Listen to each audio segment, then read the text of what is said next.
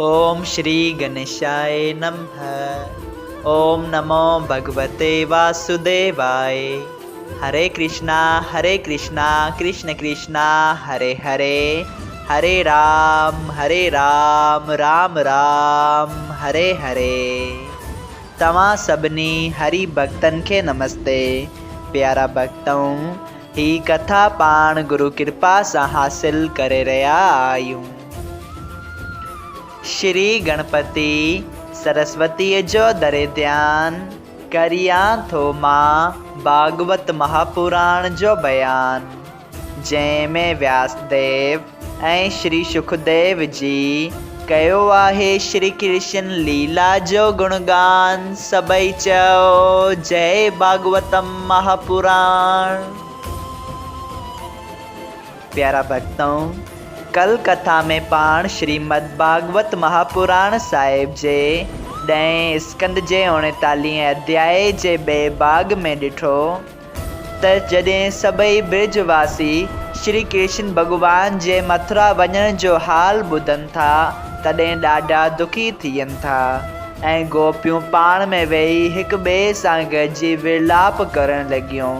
अहिड़ी तरह सॼी रात गोपियूं हिक ॿिए सां विलाप कंदे गुज़ारीनि थियूं।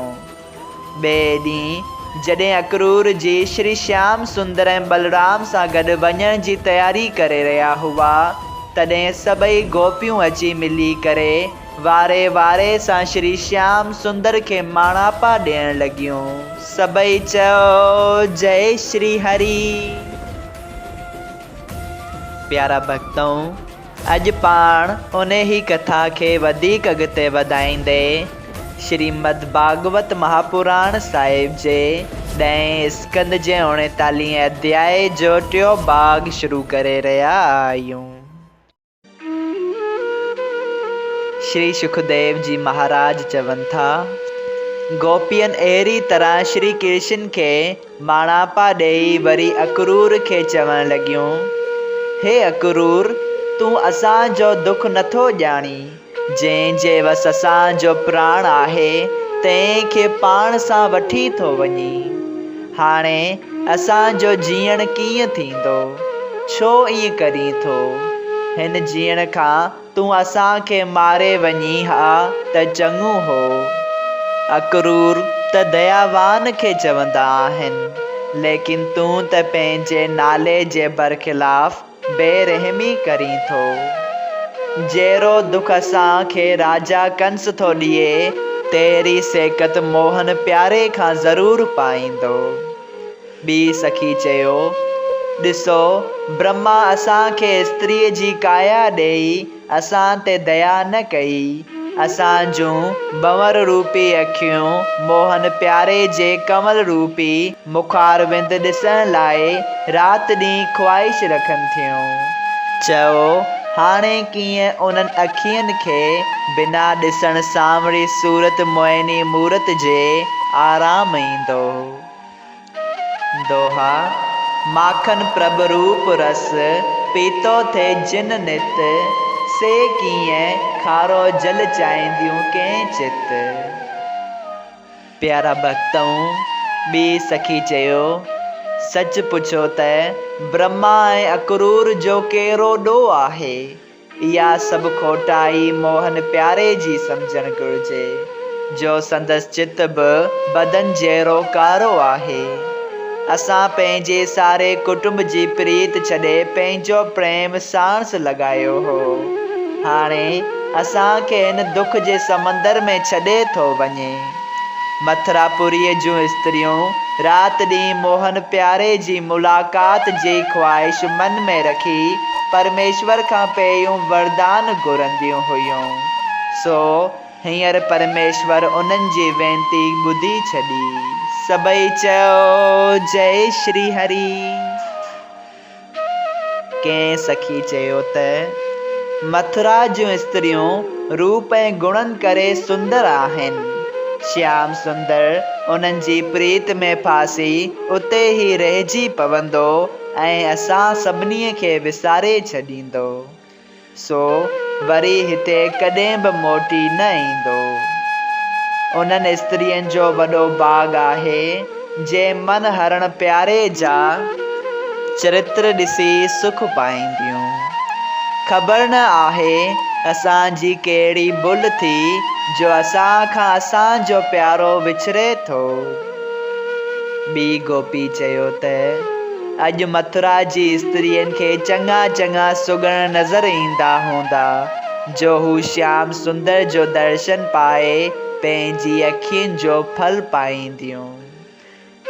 श्री कृष्ण खे मथुरा में कंहिं घुरायो कोन्हे, संदसि मन मथुरा जी स्त्रियुनि ॾिसण वास्ते घुरे थो, तंहिं करे हू ही बहानो करे वञे थो।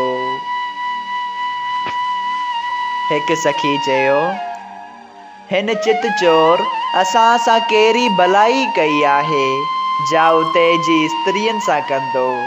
ख़ूबसूरत आदमी पंहिंजी ख़ूबसूरतीअ जी वॾाईअ में ॿिए कंहिंखे कुझु बि नथो ॾिए। ॿी बिरज बाला चयो त ही अक्रूर असां लाइ जमदूत थी आयो आहे। जहिड़ी तरह को कंहिं बुखायल जे अॻितां गिराक खणण वक़्तु भोॼन जी थाली खणी वठे, तीअं असांखे ही श्याम सुंदर खां जुदा थो करे। इहा कहिड़े नसीब जी ॻाल्हि आहे जो मछलीअ खे पाणीअ मां कढी गरम वारीअ में विझी छॾिजे। शायदि असांखे दुखनि ॾियण करे खेसि कुझु मिलंदो हूंदो, तंहिं करे ही अक्रूर ईअं थो करे। सभई चओ जय श्री हरि।